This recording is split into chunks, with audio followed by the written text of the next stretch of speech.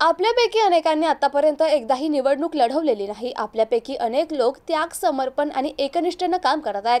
हीच भाजपची ताकद आहे. आता भाजपकडून कधीही निवडणूक लढवण्याचे आदेश मिळू शकतात. त्यासाठी सर्वांनी नेहमीच तयार राहावं, असे विधान महाराष्ट्र राज्याचे कौशल्य विकास आणि तंत्रशिक्षण मंत्री मंगलप्रभात लोढा यांनी केलं. ते भाजपच्या वतीने आयोजित छत्रपती संभाजीनगर शहरातील IMA हॉल येथील मेळाव्यात बोलत होते. पुढे ते म्हणाले की आपापसात सामंजस्य ठेवावे. नेत्यांनी देखील कार्यकर्त्यांचे कामे करा. त्यांचे खूप छोटे छोटे कामे असतात, पण आपण ते नाही केले तर ते नाराज होऊ शकतात.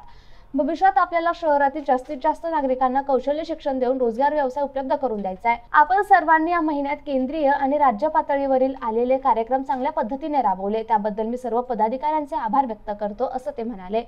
यावेळी व्यासपीठावर महाराष्ट्र राज्याचे मंत्री मंगलप्रभात लोढा यांच्यासह मंत्री अतुल सावे, खासदार डॉक्टर भागवत कराड, विधान परिषद आमदार संजय केनेकर, आमदार प्रशांत बंब, आमदार अनुराधा चव्हाण, ग्रामीण जिल्हाध्यक्ष सुहास शिरसाट, ग्रामीण जिल्हाध्यक्ष संजय खंबायते, प्रदेश सदस्य अनिल मक्रिये, मनोज पांगारकर, प्रशांत देसरडा, दिलीप थोरात, प्रमोद राठोड, प्रवीण घुगे, बापू घडामोडे व्यासपीठावर उपस्थित होते.